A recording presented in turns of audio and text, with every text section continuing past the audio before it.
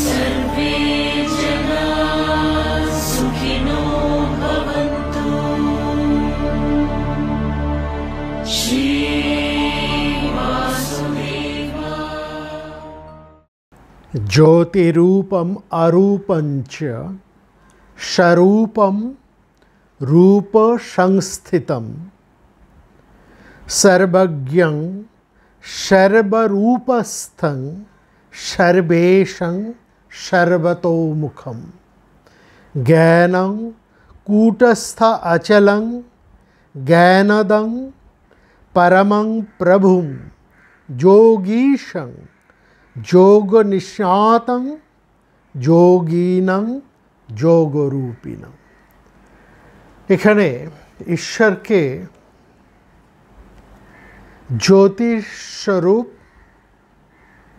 আত্মস্বরূপ, স্বরূপ আত্মস্বরূপ এবং সকল রূপস্বরূপ, সর্বজ্ঞ, সর্বভূতের ঈশ্বর, সর্বেশং এবং সর্বতোমুখম বলে বর্ণনা করা হচ্ছে। সেই সঙ্গে তাকে বলা হচ্ছে তুমি হচ্ছ সেই জ্ঞান স্বরূপ, কূটস্থ অচলং জ্ঞানদং পরমং প্রভু, যোগীশং সমস্ত যোগীদের ঈশ্বর স্বরূপ, সকল যোগীর তুমি স্বরূপ, সর্বরূপ সর্বস্থ, যোগ নিঃস্বাত পরম যোগী এবং সকলের অন্তরস্থিত সেই সংকল্প শক্তিস্বরূপ। সেই সংকল্প শক্তিস্বরূপ ঈশ্বরকে প্রণাম জানিয়ে যোগ বাসিষ্ঠ রামায়ণের 10ম পর্বের আলোচনা আরম্ভ করছি। এখানে আমরা দেখছি এই মুমুক্ষু ব্যবহার প্রকরণ। এখানে আরম্ভ হয়েছে বৈরাগ্য প্রকরণ থেকে, এবার এসেছে মুমুক্ষু ব্যবহার প্রকরণে। এখানে রামচন্দ্রকে বশিষ্ঠ সবার অনুরোধে তিনি রামচন্দ্রকে কিছু উপদেশ দিচ্ছেন। সেখানে এই উপদেশে প্রথমেই যে বিষয়ের কথাটি বশিষ্ঠ বলছেন সেটা বিশেষ তাৎপর্যবাহী। একেবারেই আমরা লক্ষ্য করছি অন্য কোনো কথা নয়। বশিষ্ঠ আরম্ভ করছেন সংকল্প শক্তির কথা দিয়ে। তিনি বলছেন, হে রঘুনন্দন, এই সংসারে যথাযোগ্য রূপে পুরুষার্থ, এই পুরুষার্থ শব্দটির অর্থ হচ্ছে সংকল্প শক্তি। এখানে কোথাও সংকল্প শক্তি এবং কোথাও পুরুষার্থ এই শব্দ ব্যবহার করা হয়েছে। বলছে এই সংসারে যথাযোগ্য রূপে পুরুষার্থ কিংবা সংকল্প শক্তি প্রয়োগ করলেই সমস্ত বিষয় সর্বদা লাভ করা সম্ভব। একেবারেই তিনি এখানে একটা বিশেষ ভাবে লক্ষ্য করার, দেখুন বশিষ্ঠ যাকে বলছেন সেই রামচন্দ্র, এর আগের সমস্ত পর্বের আলোচনায় আমরা দেখেছি রামচন্দ্র বৈরাগ্য লাভের উপযুক্ত অধিকারী, কিন্তু তার মধ্যে একটা আবরণ আছে। এই আবরণের জন্য তিনি সেই নিজের আত্মস্বরূপকে সঠিকভাবে লাভ করতে পারছেন না। কিন্তু তিনি এটা বুঝেছেন যে জাগতিক কোনো রকম সুখ ভোগ, জাগতিক কোনো প্রকার বিষয় সুখ, ক্ষমতা, মোহ তাকে পরম সুখ দিতে পারবে না। সুতরাং তার মধ্যে একটা চরম বৈরাগ্যের সৃষ্টি হয়েছে, এটা আমরা দেখেছি। এই চরম বৈরাগ্য যখন কোনো মানুষের মধ্যে আসে তখনই সে মুমুক্ষু লাভের যথার্থ অধিকারী হয়ে ওঠে। এই সর্বপ্রকার লক্ষণ রামচন্দ্রের মধ্যে উপস্থিত। তিনি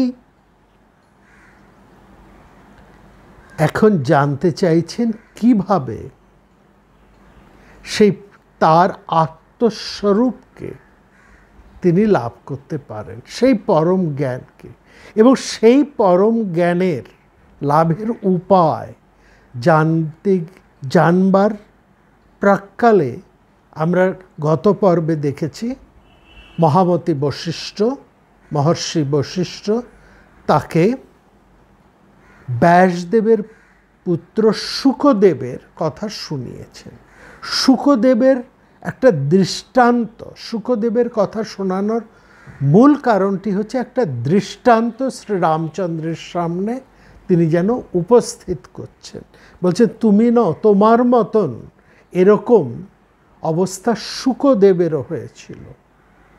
তিনি সেই শুকদেব, তিনি কিভাবে আত্মসাক্ষাৎকার লাভ করেছিলেন, ব্রহ্মজ্ঞান লাভ করেছিলেন, তার পরিচয় এবং সেখানে গুরুকরণের একটা বিশেষত্ব সেখানে আমরা জেনেছি। এবার আরম্ভ করছেন বশিষ্ঠদেব শ্রীরামচন্দ্রকে সেই ব্রহ্মজ্ঞানের উপদেশ, এবং সেখানে তিনি প্রথমেই বলছেন সংকল্প শক্তি কিংবা পুরুষার্থ, সেই চরম পুরুষার্থ বা সংকল্প শক্তির কথা। পুরুষের অর্থ, এটাই হচ্ছে ধর্ম, অর্থ, কাম, মোক্ষ, এই চারটিকে পুরুষার্থ বলা হয়।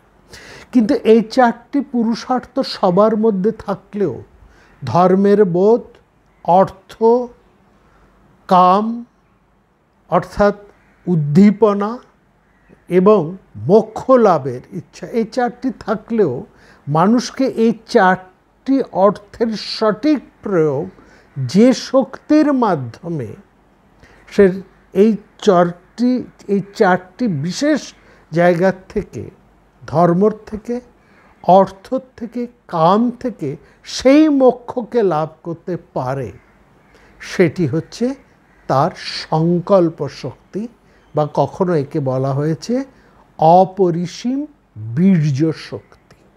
এর কথা এখানে বলা হচ্ছে। বলছেন সেখানে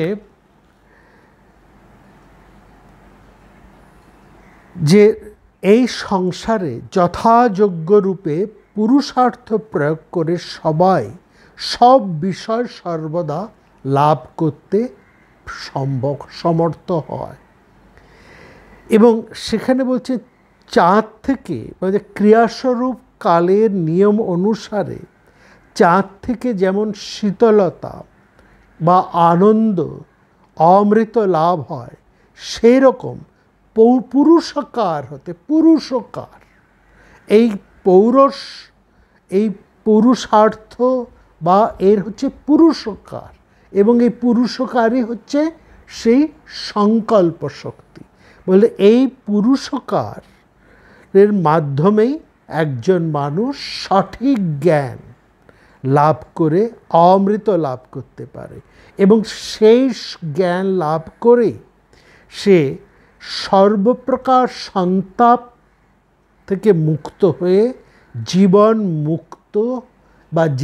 মুক্ত হয়ে যেতে পারে, জীবন মুক্তি লাভ করতে পারে। এবং সঙ্গে সঙ্গে তিনি এই কথাও বলছেন, এছাড়া অন্য কোনোভাবে হয় না, এছাড়া আর অন্য কোনো উপায় নেই। একেবারে পরিষ্কার করে বলছেন যে অন্য রূপে হয় না, অন্য কোনোভাবে এটা লাভ করা সম্ভব হয় না। একমাত্র চরম পুরুষকারের মাধ্যমে, ইচ্ছা শক্তি, উইল পাওয়ার, সংকল্প শক্তির মাধ্যমেই একজন মানুষ চরম তৃপ্তি লাভ করতে পারে, ঈশ্বর লাভ করতে পারে, ব্রহ্ম লাভ করতে পারে। এবং সেখানে বলছেন যে উপদিষ্ট পন্থা অনুসারে মন, বাক্য এবং শরীরকে চালনা করে একজন মানুষ তার নিজের পুরুষকার অর্থাৎ সংকল্প শক্তির মাধ্যমেই সফলতা লাভ করতে পারে। এটা জাগতিক এবং পারমার্থিক উভয় ক্ষেত্রের জন্যই কিন্তু সত্য। বলছে একজন মানুষ যদি শাস্ত্রোক্ত প্রণালী অনুসারে চেষ্টা করে তাহলে সে অবশ্যই সেই বস্তু প্রাপ্তি তার হবেই। আর শাস্ত্রোক্ত পথের যদি সে অন্যথা করে তাহলে হয় তাকে অর্ধেক পথ থেকে বিফল হয়ে সরে আসতে হয়। এবং শুধু তাই নয়, তিনি চমৎকার বলছেন এই যে ইন্দ্রের ইন্দ্রত্ব, এও হচ্ছে চরম পুরুষকারেরই নিদর্শন। অর্থাৎ সেই ইন্দ্র, স্বয়ং ইন্দ্রত্ব, এই ইন্দ্র শক্তি লাভ করেছেন তার সংকল্প শক্তি, তার বীর্য শক্তি, তার ইচ্ছা শক্তি কিংবা তার এই পুরুষকার শক্তির মাধ্যমেই। এবং শুধু এইটুকুই তিনি বলছেন না, বলছেন কোনো পুরুষ তার শ্রেষ্ঠ পুরুষকারের মাধ্যমেই কমলাসন ব্রহ্মপদ লাভ করতে পারেন গরুড় ধ্বজ পুরুষোত্তম হয়ে উঠতে, গরুড় ধ্বজ পুরুষোত্তম হয়ে উঠতে। এই সংসারে একজন প্রাণী তার সংকল্প শক্তির দ্বারা তপস্যার মাধ্যমেই শিব রূপে বিরাজ করেন।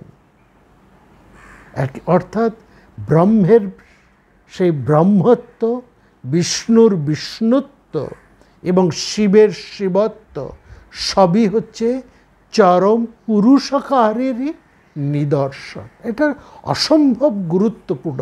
অর্থাৎ ব্রহ্মলাভ, বিষ্ণুত্ব লাভ কিংবা শিবত্ব লাভ, এই যে তপস্যা, এই তপস্যা একজন মানুষই তার সেই ঈশত্ব, সেই ঈশ্বত্ব, সেই ব্রহ্মত্বই হোক, বিষ্ণুত্ব মানে চরমতম অবস্থা, এমনকি শিবত্ব পর্যন্ত সে লাভ করতে পারে।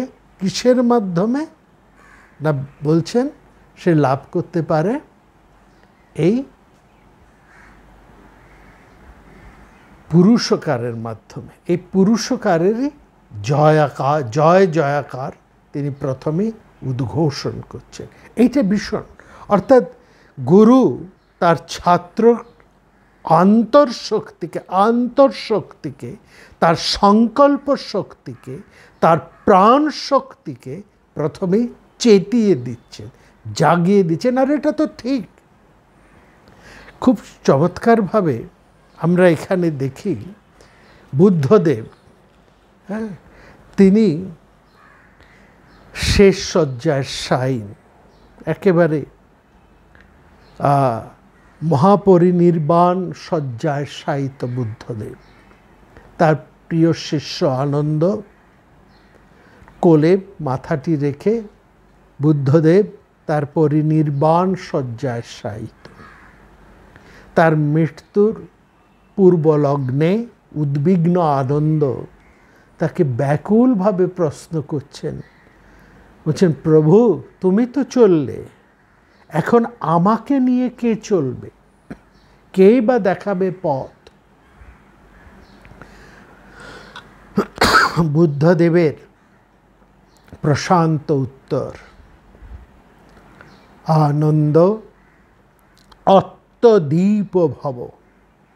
অত্তদীপ ভব, অত্তদীপ মানে আত্মদীপ ভব, নিজেই নিজের প্রদীপ হও। তারপরে আরও বললেন, আনন্দ এ কথা কোনোদিনও ভুলো না, বুদ্ধ শুধু পথ দেখাতে পারেন, চলা কিন্তু তোমাকে নিজেকেই চলতে হবে। এটা হচ্ছে সবচাইতে গুরুত্বপূর্ণ কথা। গুরুর কাঁধে বসে অধ্যাত্ম পথের সারণী পার হওয়া যায় না। গুরু পথ দেখাবেন, হয়তো প্রয়োজনে হাত ধরে খানিকটা এগিয়েও দেবেন। খানাখন্দে পড়ে গেলে একটু তেমন অবস্থায় হয়তো একটু উঠে দাঁড়াবার জন্য হাতটা একটু বাড়িয়েও দেবেন, কিন্তু তাকে নিজেকেই চলতে হবে। পথক্রমণের পরিশ্রমটি শিষ্যকেই করতে হবে। গুরু সব করে দেবেন এমনটা কিন্তু কখনোই হয় না। এই ক্ষেত্রে সাধক জীবনের সংকল্প বীর্য, এটি ভীষণ, বা সংকল্প শক্তি, যাকে অধ্যাত্ম শক্তিও বলা হয়, এই সংকল্প শক্তির মাধ্যমেই একজন মানুষ অধ্যাত্ম শক্তি লাভ করে। এই শক্তির, এই সংকল্প বীর্যের গুরুত্বটা অপরিসীম। প্রথমেই গুরু শিষ্যকে, দেখুন এখানে কি চমৎকারভাবে বৈশিষ্ট্য রামচন্দ্রের মাধ্যমে আমাদেরকে যেন প্রস্তুত করে দিচ্ছে।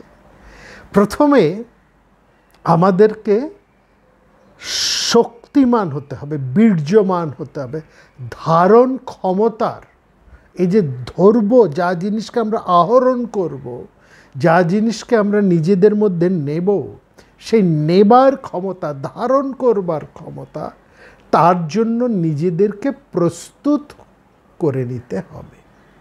এই প্রস্তুতিটা হচ্ছে সংকল্প বীর্য বা সংকল্প শক্তি।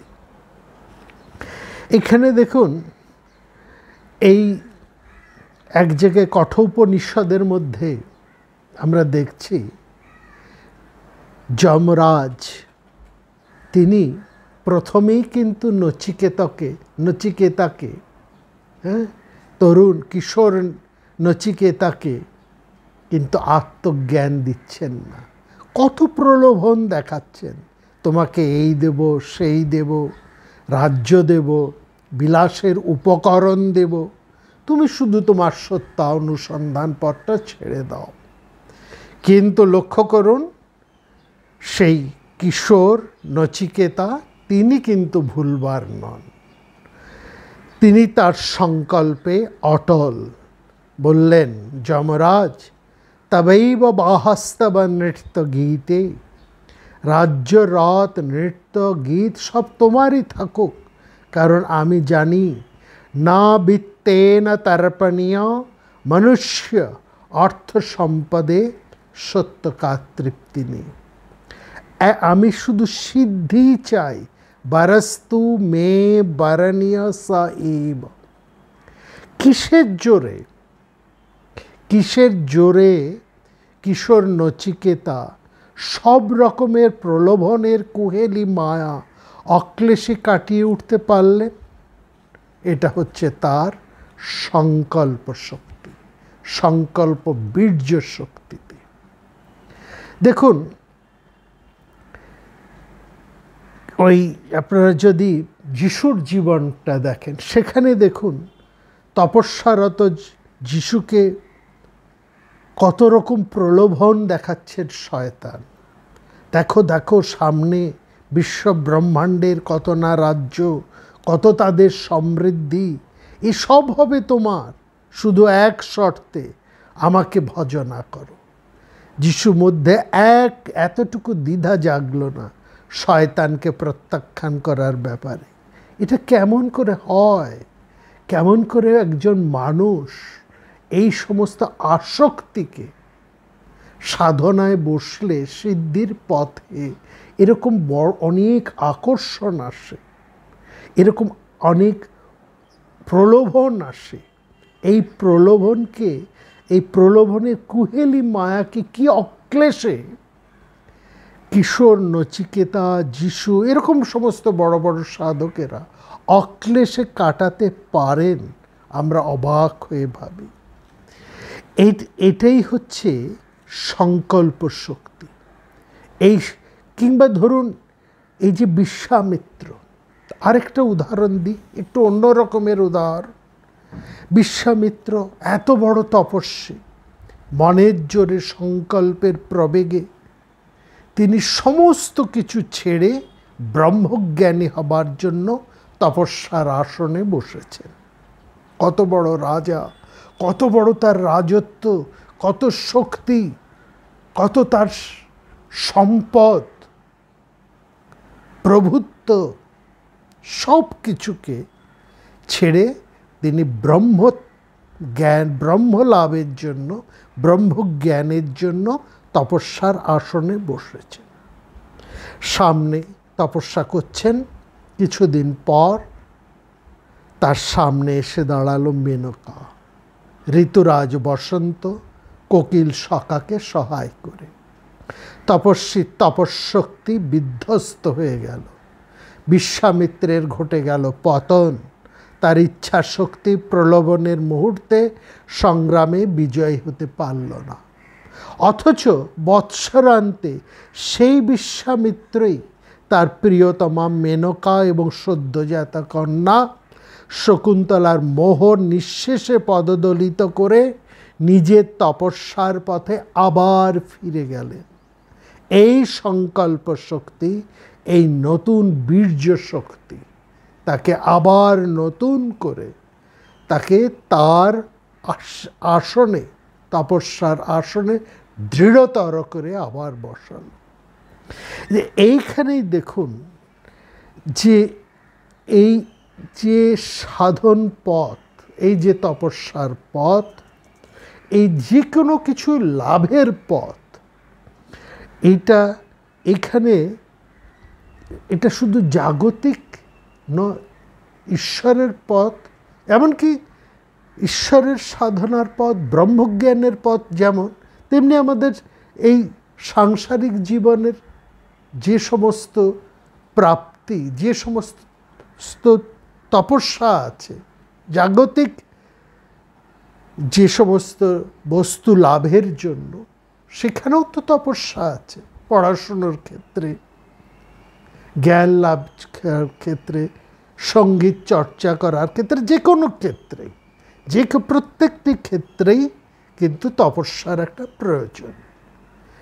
সবটাই যে ব্রহ্মজ্ঞানের ক্ষেত্রে একমাত্র তা তো নয়, যে কোনো সাধনার ক্ষেত্রেই এই সংকল্প শক্তির ভীষণ গুরুত্বপূর্ণ। এখানে খুব চমৎকার করে সেখানে বাউল ধর্মের মধ্যে বলা হচ্ছে, জলের ভিতরে স্নান করিবি, জলের ভিতরে স্নান করিবি, জল না লাগিবে গায়, সাপের মুখেতে ভেকেরে নাচাবি, সাপে না গিলিবে তাই। এ বড় কঠিন সাধনা। এই সাধনার পথে সরণিতে সুষ্ঠুভাবে চলতে গেলে প্রতি পদেই পরীক্ষা দিতে হয় অদম্য সংকল্প বীর্যের অনমনীয় ইচ্ছা শক্তি। শুধু কি তাই, এই ইচ্ছা শক্তিকে ক্ষণদামিনীর মতো মাঝে মাঝে চকিত ঝিলিক দিয়ে মিলিয়ে গেলে চলবে না। তাকে হতে হবে স্থির বিদ্যুৎ সম নিত্য ক্রিয়াশীল। চকিত চমকের মতন হলে চলবে না। খুব পরিষ্কার করে এই জায়গাটা বুঝতে হবে।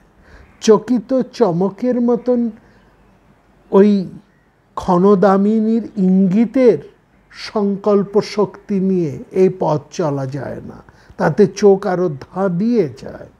এখানে হতে হবে স্থির বিদ্যুৎ সম নিত্য ক্রিয়াশীল। এখানে কোনো রকম fluctuation of mind and soul এটা কিন্তু কাজ করবে না। এইখানে তার ব্যক্তিগত ইচ্ছাশক্তি অবশ্য প্রয়োজনীয়তা কতখানি, অগ্রগামের ধাপে ধাপে তার পরীক্ষা দিতে দিতে তাকে এগিয়ে যেতে হয়। প্রথম তাকে বসতে হয় সংকল্প করে, জ্যোতি ও সত্যের দিকে উন্মুক্ত হয়ে। দ্বিতীয় ধাপে এই ইচ্ছা শক্তিকে উত্তরণের প্রতিটি ক্ষণে, প্রতিটি মুহূর্তে তার অহমাত্মক শক্তি যাতে তাকে কোনো রকমভাবে দমিত না করতে পারে, সেজন্য এই সংকল্প শক্তির দীপটিকে তাকে সদা উজ্জ্বল করে চালিয়ে যেতে চায়। অর্থাৎ সাধনায় আলোকিত ও সবীর্য ইচ্ছাশক্তির অপরিহার্যতা এক কথায় অনন্য। এটা একেবারেই চরম, অর্থাৎ অপরিহার্য। সবীর্য ইচ্ছাশক্তি অপরিহার্য। অর্থাৎ আমাদের এই যে চলা, সেখানে বিশ্বামিত্র রামচন্দ্রকে বলছেন, এই যে চলা, এই যে তপস্যার পথে চলা, সাধকের এই যে অনুব্রজন বা তার এই যে তপস্যার ধারা, এটা হবে বিরতিবিহীন। পরিষ্কার করে বলছে বিরতিবিহীন। ইচ্ছা শক্তির ডাকও পড়বে প্রতিক্ষণে, প্রতি অবস্থায়। প্রবুদ্ধ সংকল্প শক্তির সাহায্যে একজন সাধক নিম্ন প্রকৃতির প্রতিটি দূষিত প্রবেগ এবং প্রলোভনকে পরাজিত করেই তাকে এগিয়ে চলতে হবে। না হলে সে এই শরীরের এই যে 9টি ছিদ্র, নবছিদ্র পাত্রে, এই শরীরের নবছিদ্র পাত্রে সে সেই দিব্য জ্যোতিকে, দিব্য বাড়িকে ধারণ করবে কি করে? সে তো এই দেহের মধ্যেই সেই দিব্য শক্তিকে ধারণ করার জন্যই তো এই তপস্যায় বসেছে, এবং এই শরীরের তো 9টা ফুটো রয়েছে। সুতরাং তাকে নিম্ন প্রকৃতির প্রত্যেকটি দূষিত প্রবেগ এবং প্রলোভনকে পরাজিত করেই তাকে এগিয়ে চলতে হবে। এখানে প্রশ্ন আসছে, ভীষণ একটা বড় জিজ্ঞাসা আসে, এই যে ইচ্ছা শক্তি বা সংকল্প বীর্যের কথা আমরা বলছি, তার স্বরূপ, মানে তার সত্যকার স্বরূপটা কেমন? এটা কেমন? এর উৎস কি? এর প্রকৃতি কি? কখন বুঝবো? কিভাবে বুঝবো যে ক্রিয়াশক্তি সাধক যে ক্রিয়াশক্তি প্রয়োগ করছে সেটা তার সত্যকার সংকল্প শক্তি, কোনো মেকি ছদ্ম শক্তি নয়? কারণ এ ব্যাপারেও সাধককে বিশেষ সতর্ক থাকা প্রয়োজন। আমাদের এখানে বলা হচ্ছে, এই আলোচনার মধ্যে বলা হয়েছে, আমাদের চেতনা এবং প্রকৃতির মধ্যে এমন অনেক শক্তি বিদ্যমান যারা আপাত দর্শনেও সংকল্প শক্তি বলে মনে হলেও আসলে কিন্তু তা নয়, পরন্তু অনেকভাবেই আমাদের সাধনার পথে সেই শক্তিগুলো অহিতকর। সবার আগে দেখে নেওয়া প্রয়োজন, বোঝা প্রয়োজন, এই সংকল্প শক্তি বলতে যাকে ইংরেজিতে বলা হয় উইল পাওয়ার, এইটা কোন শক্তিকে বোঝানো হচ্ছে? মানুষের এই প্রাকৃত জীবন বাসনা কামনার নিগড়ে আবদ্ধ, এটা আমরা সবাই জানি। এই বাসনার আছে দুটো রূপ, দুটো দিক। এই বাসনার নিচ থেকে বা উপর থেকে দেখলে তার দুটো স্বরূপ প্রতিভাত হয়। কি দেখতে পাই? নিচ থেকে যদি আমরা দেখি, কামনাকে যদি দেখি, তাহলে একটা অন্ধ প্রবৃত্তি, একটা তাড়না। সে কি চাইছে সেটা সে নিজেই জানে না। আমার তখন মনে হয় সে যা চাইছে সেটা সে ভুল করে চাইছে, যেটা সে পাচ্ছে সেটাকে কিন্তু সে চাইছে না। মানে সে একটা বাসনার অঙ্কুশ তাড়নায় সে ছুটে বেড়াচ্ছে। কি চায়, কোনটা তার প্রয়োজনীয়, যেটা পাচ্ছে সেটা সে সত্যিই চাইছে কি না, আর যেটা সে চাইছে সেটা সত্যিই তার চাওয়ার দরকার কি না, এগুলোকে সে জানে না। আর ওই বাসনার উপর দিক থেকে যদি দেখি, তাহলে একটা গভীরতর সত্যতর রূপ আমরা তখন কিন্তু দেখতে পাই। অর্থাৎ ঊর্ধ্বের চেতনায় আমাদের সত্তার গভীরে যে সংকল্প বীর্য, যেটাকে কবিক্রতু বলা হয়েছে, সিয়ার উইল যাকে ইংরেজিতে বলে, এখানে বলা হয়েছে কবিক্রতু। কবিক্রতু কথার অর্থ হচ্ছে সংকল্প বীর্য বা সিয়ার উইল। তাই আমাদের সমস্ত কলুষ কামনার মধ্যে একটা অন্য ধরনের শক্তি এনে দাঁড়ায়। সেটাও একটা ডিজায়ার উইল, সেটাও একটা উইল, কিন্তু সেটা সংকীর্ণ উইল নয়, সংকীর্ণ কোনো কামনা নয়, সংকীর্ণ কোনো চাওয়া নয়। এটা হচ্ছে সত্য সংকল্প, বা যাকে বলা হচ্ছে জ্ঞানময় তপঃশক্তি। গীতাতে বলা হয়েছে জ্ঞানময় তপঃশক্তি, যা একান্তভাবেই অমোঘ এবং অমিত বীর্য। এইটাই হচ্ছে, এই যে উপর থেকে আমরা যে জ্ঞানময় তপঃশক্তি, এটাই হচ্ছে সত্যিকার সংকল্প শক্তি। আর জাগতিক যা কিছু পাবার জন্য, যেটা আমরা নিচের দিক থেকে দুভাবে দেখেছি, একটা দেখেছি নিচের দিক থেকে অর্থাৎ এই সাংসারিক দৃষ্টিকোণ থেকে ভোগ সুখের, নিচের দিক থেকে অর্থাৎ সাংসারিক দৃষ্টিকোণ থেকে ভোগ সুখের দৃষ্টিকোণ থেকে, সেখান থেকে আমরা যেটা দেখেছি সেটা আমাদেরকে ছুটিয়ে মারছে, বাসনার নানা রকমের একেবারে এক অঙ্কুশ তাড়নায় আমাদেরকে ছুটিয়ে মারছে। আর যদি আমাদের এই জীবনটাকে আমরা ওপর থেকে দেখি, তাহলে আমরা পাই একটা সত্যকার সংকল্প বীর্যের পরিচয়, এক সহজ স্বচ্ছন্দ প্রবুদ্ধ এবং অমোঘ ক্রিয়াশক্তি। এই সংকল্প শক্তিকেই আমাদের অর্জন করতে হবে।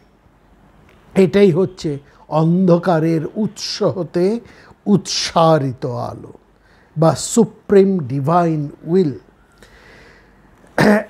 যেমন দেখুন, কখনো হয় কীরকমভাবে এইগুলো আমাদের কাজ করে, খুব চমৎকার করে এগুলো নানা রকমভাবে আমাদের মধ্যে নানা রকমের বিকাশ সৃষ্টি করে। যেমন এই যে সত্যকার যেটা আমাদের সংকল্প শক্তি বা ইচ্ছা শক্তির মধ্যে ভালো করে লক্ষ্য করবেন, যেটা আমাদের সত্যিকার সংকল্প শক্তি, সত্যিকার সংকল্প শক্তি, যেটা সত্যি আমাদেরকে একটা মঙ্গলের দিকে এগিয়ে নিয়ে যায়, শুভ এসনা, হ্যাঁ, তার মধ্যে একটা সেন্স অফ ফ্রিডম রয়েছে, একটা স্বাধীন স্বাতন্ত্র্যের বোধ আছে। অর্থাৎ প্রকৃতির দাসত্ব থেকে একটা অকৃত্রিম মুক্তির স্বাদ আমরা সেখানে পাচ্ছি, এবং যত এই মুক্তির আস্বাদ আমরা পাব, ততই আমাদের সত্যকার এই সংকল্প শক্তি, বীর্য শক্তি ফুটে উঠবে। আর এটাই হচ্ছে একটা মহত্তর শক্তি।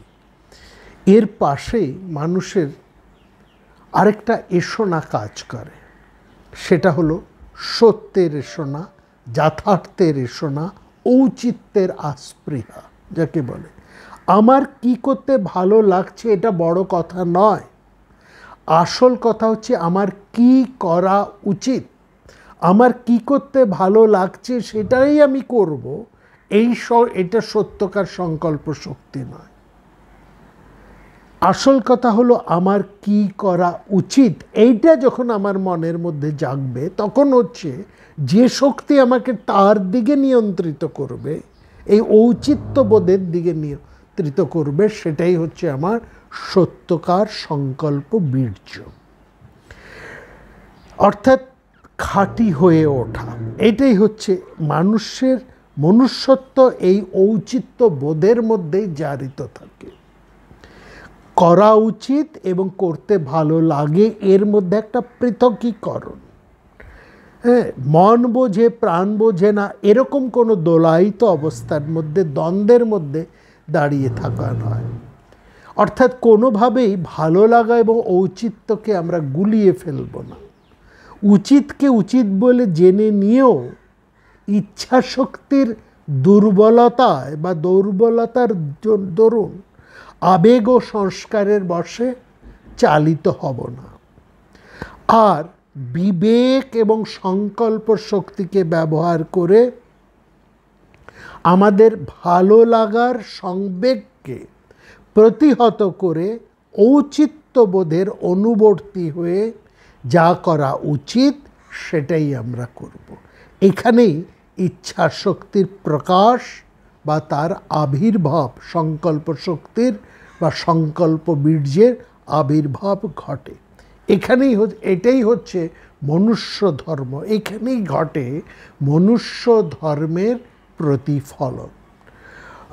অর্থাৎ যদি আমরা আমাদের আন্তঃশক্তি দিয়ে এগিয়ে যেতে না পারি, উইল ফর প্রোগ্রেস, প্রগতিকামী ইচ্ছাশক্তিকে দিয়ে আমরা যদি এগিয়ে যেতে না পারি, তাহলে কিন্তু আমরা আমাদের মনুষ্য পরিচয় থেকে আমরা সরে থাকি। মানুষের পরিচয়টা আমাদের মধ্যে কিন্তু তখন থাকে না। তখন যেটা থাকে সেটা হচ্ছে মানুষ্য রূপে একটা পশুর পরিচয়। তো এইখানে পরিষ্কার বুঝে নেওয়ার দরকার, খুব চমৎকার করে বিশ্বামিত্র মহর্ষি বশিষ্ঠ রামচন্দ্রকে বলছেন, প্রথমেই বুঝে নেওয়া দরকার যে কোনো কিছু সিদ্ধান্ত গ্রহণের আগে ডেলিভারেশন বা বিচারণার পর্যায়ে যে কোনো সাধকের চেতনায় দুটো পরস্পর বিরোধী শক্তি কাজ করবে। এটা আমরা সবাই জানি এবং এই কথাই রামচন্দ্রকে তিনি বলছেন। একদিকে একটা কর্মপ্রবণতা, সামনে ঝাঁপিয়ে পড়ার সম্বেগ, যে বলছে তাড়াতাড়ি করো, দ্রুত করো, আর দেরি নয়, এক্ষুনি ঝাঁপিয়ে পড়ো, এই শুভক্ষণ, এটাই শুভ মুহূর্ত। আরেকটা মন, সেই মনেরই আরেকটা দিক, একটা তার মধ্যে আমরা একই সঙ্গে লক্ষ্য করি একটা শঙ্কার ভাব, একটা জড়তার বাধা। কি চমৎকার করেই না এখানে দেখুন বাস্তব পরিচয়টা তুলে দিচ্ছেন আমাদের কাছে বশিষ্ঠ। বলছে একটা সেই একই মনে যে মন বলছে এই ঝাঁপিয়ে পড়ো, এখনই শুভক্ষণ, তুমি ঝাঁপিয়ে পড়াটাই শুভক্ষণ। আরেকটা মন, সেই একই মনের আরেকটা অংশ, সে বিচার করতে বসেছে, একটা শঙ্কার ভাব, একটা জড়তার বাধা। আর সেই যেন বলছে সাবধান, এত তাড়াহুড়ো করো না, আর একটু সবুর করো, এত তড়িঘড়ি সিদ্ধান্ত নেবার কি দরকার, একটু শুভ মুহূর্ত বিচার করো। এই যে একটা ইম্পালশন আর ইনহিবিটেশন, হ্যাঁ, এর একটা সৌষম্য যখন ধরা পড়ে, তখন সত্যিকার যে সংকল্প শক্তি, সেটা কিন্তু ওই যে দুর্বলতা, ওই যে সংশয়, তাকে মুহূর্তের মধ্যে সরিয়ে দিয়ে আমাদেরকে সে কর্মে প্রচোদিত করে।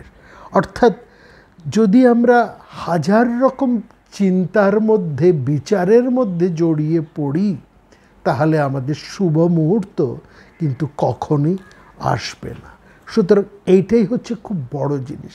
এবং সেখানে খুব চমৎকার করে না, এই জায়গায় আমাদের এই যে মানসিক ক্রিয়া হয়, এখানে 10টা ধাপে কি চমৎকার করে এর প্রত্যেকটা আমাদের এই মানসিক অবস্থাটাকে বিচার করে দেখানো হয়েছে।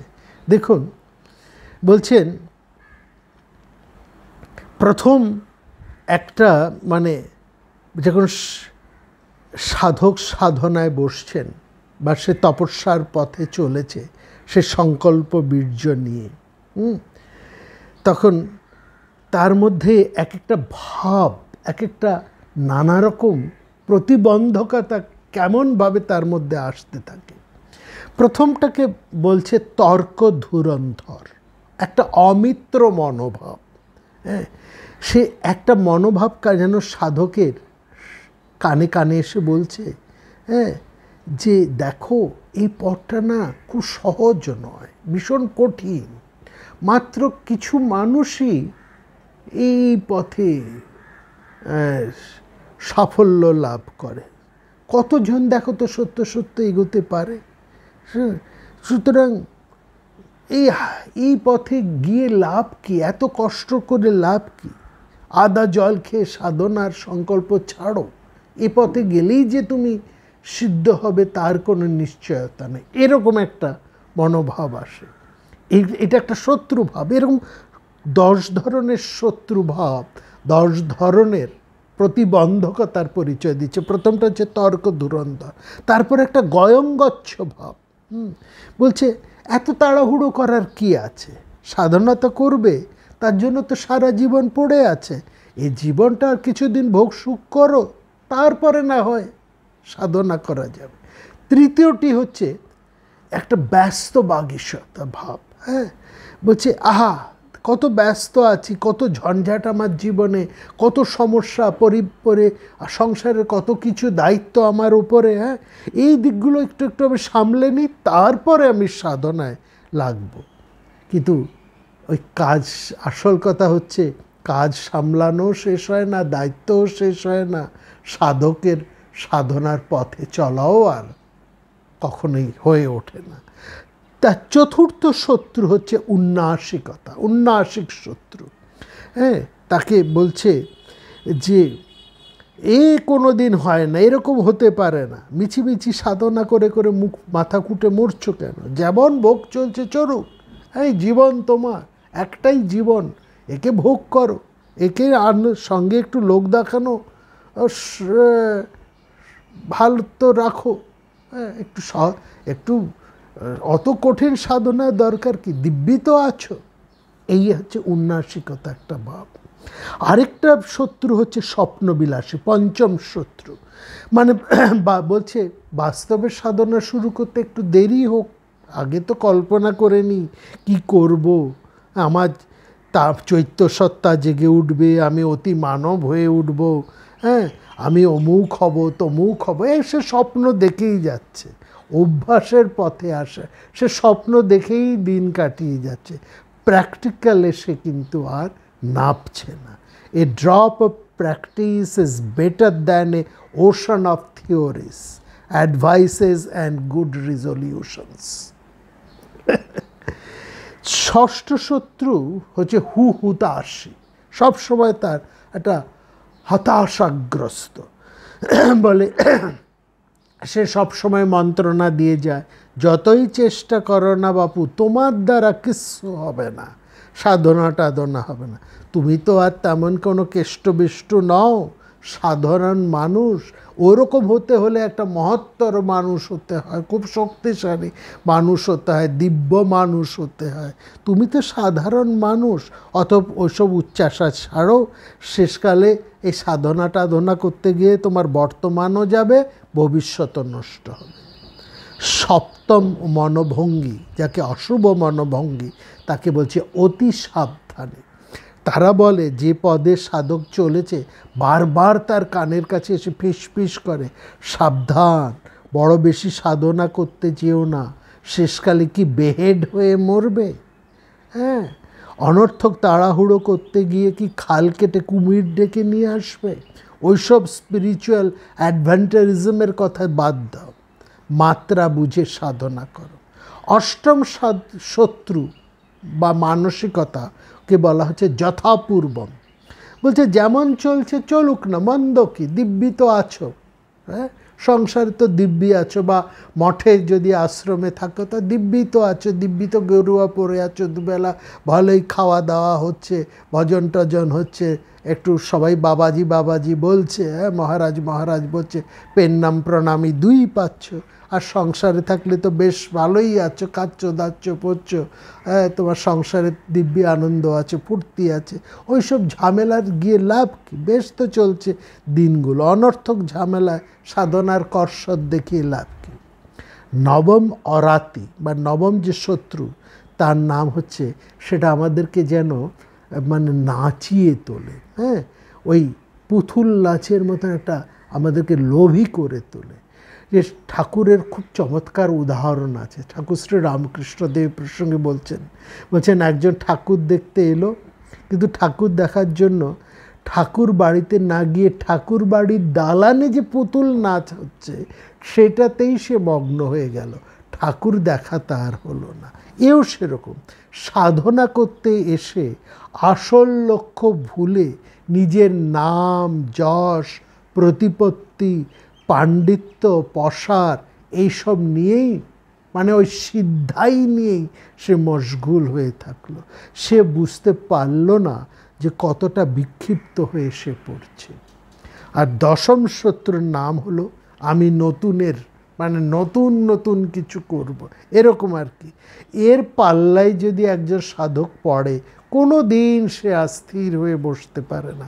কেবল একবার এটা ছুটছে, কেবল একবার ওটা করছে, কেবল একবার এই পথে যাচ্ছে, কেবল একবার অন্য দিন অন্য পথে যাচ্ছে, একবার বেদান্ত চর্চা করছে, একবার ন্যায়ের চর্চা করছে, একবার এই পথে সাধনা করছে, একবার যোগ দর্শনে যাচ্ছে। কোনোটাতেই সে স্থির নয়, অর্ধবসাই হয়ে উঠতে পারছে না। পারসিস্টেন্ট উইলটা তার মধ্যে নেই। আর এই পারসিস্টেন্ট উইল, লেগে থাকার, যাকে বলে লেগে থাকার শক্তি যদি না থাকে, তাহলে কোনো বিষয়েই কিন্তু মানুষ সাফল্য লাভ করতে পারে না। তাহলে কেমন করে একজন সাধক সে লাভ করবে সেই উইল পাওয়ার, যা বুদ্ধের মধ্যে ছিল, যা বিবেকানন্দের মধ্যে ছিল? সাধারণ এরাই তো দেখানো হয়েছে। এই যে মহামানবেরা এসছেন, বুদ্ধ এসেছেন একটা রাজ পরিবারে, রাজার পুত্র, তার আদর যত্নের মধ্যে লালিত পালিত, তার বিয়েও হয়েছে, সন্তানও হয়েছে, ভোগ সুখ সব কিছুর মধ্যে থেকেও যে একজন মানুষ তারপরেও তার উইল পাওয়ারের মধ্যে দিয়ে, সংকল্প বীর্যের মধ্যে দিয়ে যে সে ব্রহ্মশক্তি লাভ করতে পারে, এর দুটো দিকে দুটো দৃষ্টান্ত, একদিকে বুদ্ধ আর একদিকে বিবেকানন্দ। কি করে মানুষ এটা লাভ করবে? সেটা হচ্ছে যে একটা তার মধ্যে আমি পারি না, পারবো না, এ ধরনের মনোভাব কোনোরকমভাবেই প্রশ্রয় করতে যাবে না।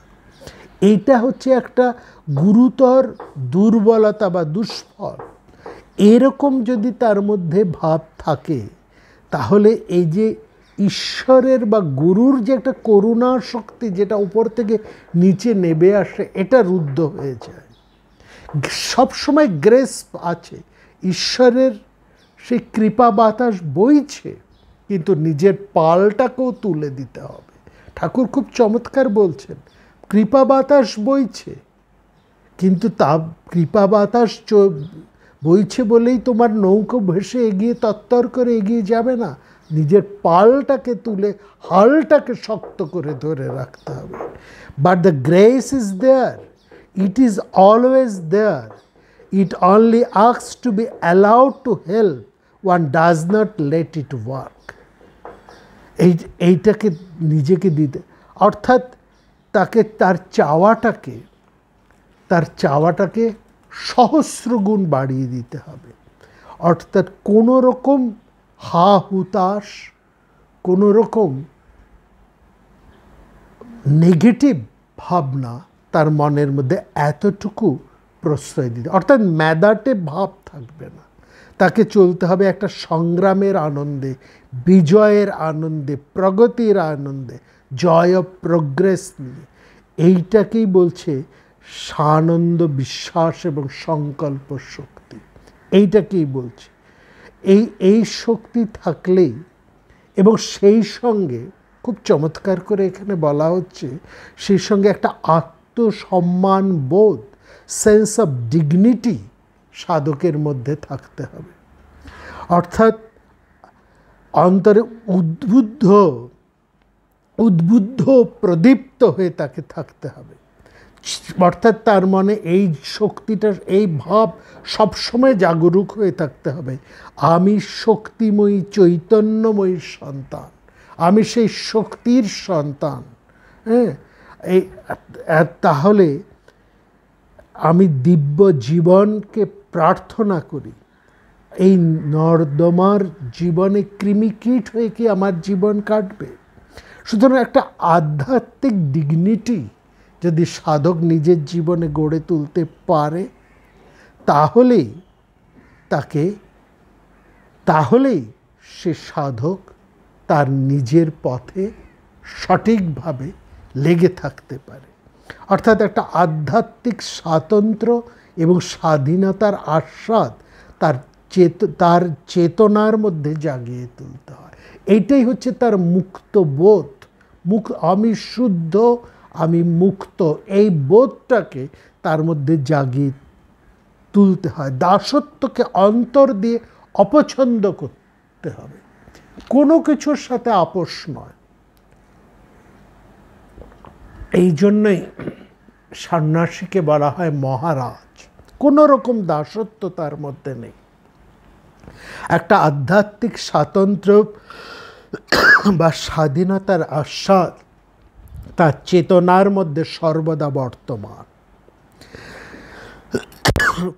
তার মধ্যে একটা আধ্যাত্ম ইচ্ছা সর্বদা অদম্য ইচ্ছা শক্তি, অর্থাৎ কোনো রকম দুর্বলতাকে সে প্রশ্রয় দেয় না।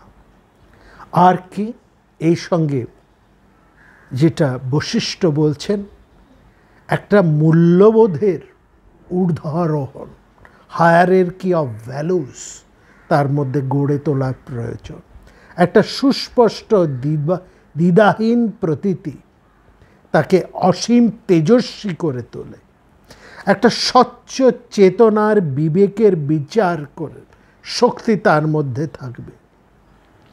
যদি কোনো দুটো অল্টারনেটিভ বা বিকল্প তার সামনে এসেও পড়ে, তবে সেক্ষেত্রেও সে যেন দ্ব্যর্থহীনভাবে বিচার করে সঠিকভাবে সে সিদ্ধান্ত নিতে পারে, গ্রহণ করতে পারে কোনটা তার অধিকতর সহায়ক আর কোনটা নয়। এমনি করে ধাপের পর ধাপ সে যদি তার চাওয়া ও প্রবণতাগুলোকে পরপর বিচার করে এগিয়ে চলতে পারে, তাহলে জীবনে প্রত্যেকটি ক্ষেত্রে, প্রত্যেকটি পরীক্ষার ক্ষেত্রেই সে জয়লাভ করে তার সাধন পথে, তার দিব্য সংকল্পে, সংকল্প বীর্যে সে এক নিষ্ঠা ভরে এগিয়ে যেতে পারবে। এবং তার চেতনার মধ্যে এই হায়ারার্কি অফ ভ্যালুস, যেটাকে মূল্যবোধের একটা উচ্চাবচ পর্যায়ের কথা বলা হলো, তাকে সর্বক্ষণ ভাস্বর রূপে বিদ্যমান করে, একেবারে ভাস্বর মানে প্রদীপ্ত করে জ্বালিয়ে রাখতে হবে। কারণ সে পদে পদে বিভ্রান্ত হতে বাধ্য।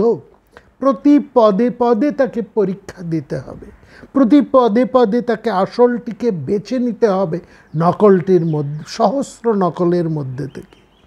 না হলে তার ইচ্ছা শক্তিকে সে জাগিয়ে রাখতে পারবে না। এবং এখানেই তাকে পথ চালার মধ্যে একটা মোহ আসবে। এইখানেও তার মধ্যে কিন্তু আবার মোহ আসবে।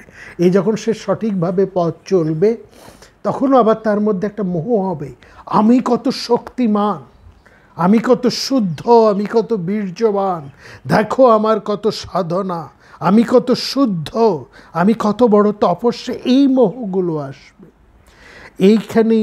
এইখানেই তার জীবনকে এক অন্যরকমভাবে, হ্যাঁ এগুলো তার সাংসারিক ভোগ বিষয়ের মোহ নয়, কিন্তু আধ্যাত্মিক জীবনের মোহ, এগুলোকেও বলা হচ্ছে মোহ, আধ্যাত্মিক জীবনের মোহ।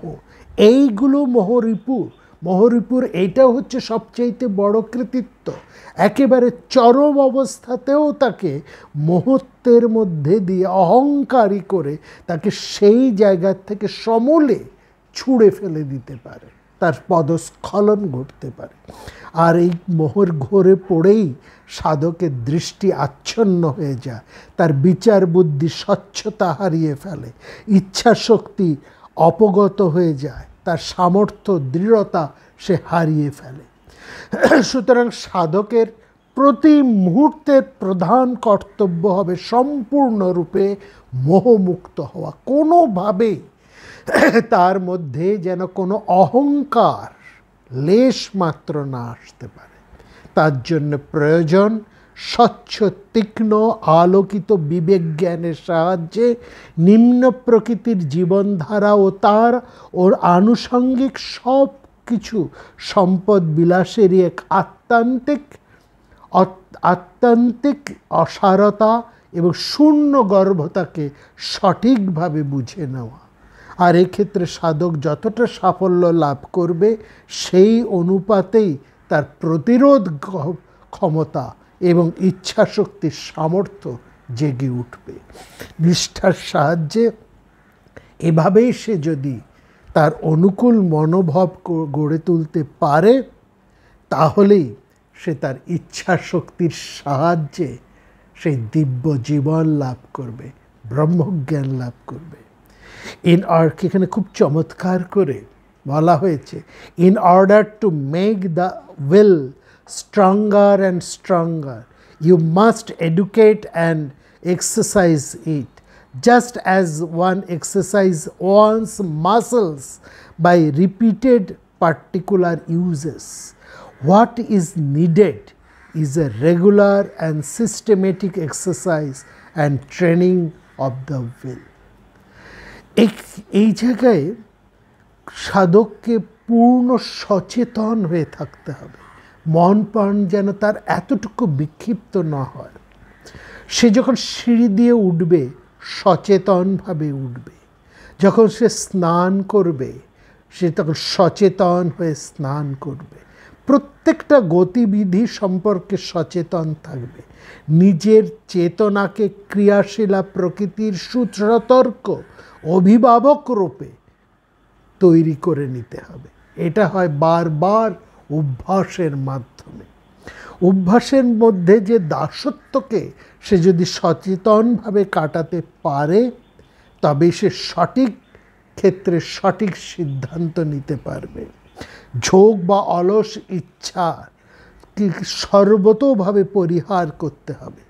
কোনো মনে মনে প্যাসিভ ডিসিশন বা নিষ্ক্রিয় বাসনাকেও যেন স্থান না দেয়। এখানে খুব চমৎকার করে বলছেন যে মনের মধ্যেও, কাজে তো নয়, এমনকি মনেও কোনো রকম নিষ্ক্রিয় বাসনাকে প্রশ্রয় দেওয়া যাবে না।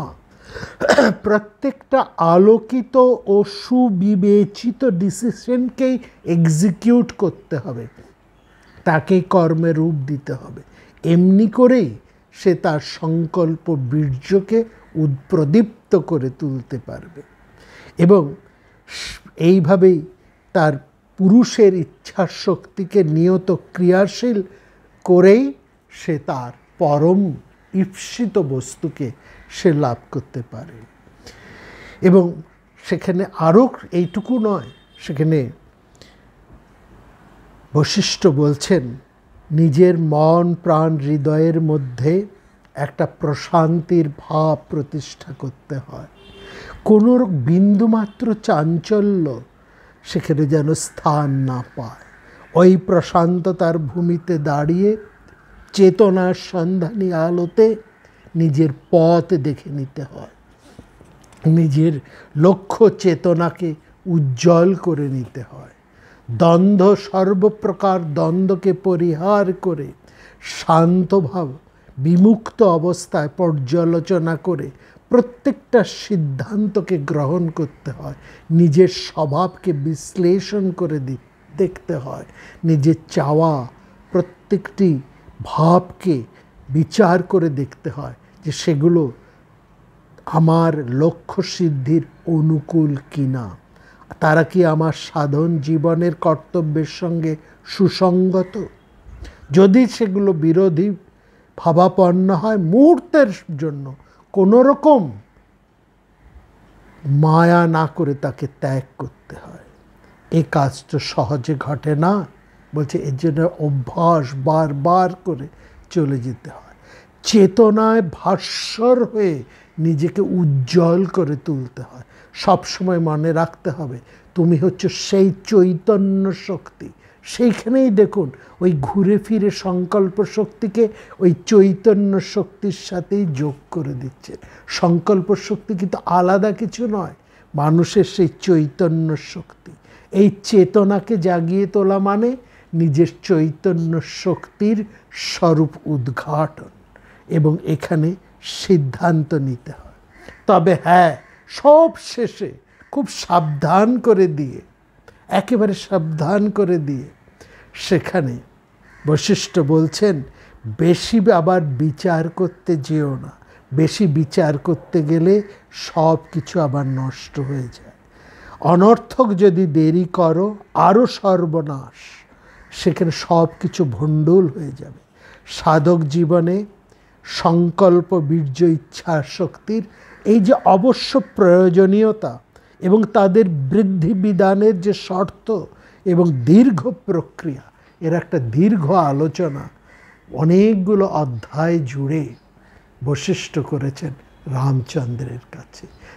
অর্থাৎ রাম সাধনার প্রাথমিক অবস্থায়, প্রথম অবস্থায় নিজেকে তৈরি করে নেওয়া, নিজেকে দৃঢ়তর করে নেওয়া, সেই চেতনার সাথে যুক্ত করে নেওয়া, চেতনার চৈতন্য লোকের সাথে নিজেকে যুক্ত করা, চেতনায় চৈতন্যতে নিজেকে প্রদীপ্ত করে তোলা। চেতনা, আমার চেতনায় চৈতন্য দে মা চৈতন্যময়ী, এই হচ্ছে সাধকের পরম প্রার্থনা। নমস্কার।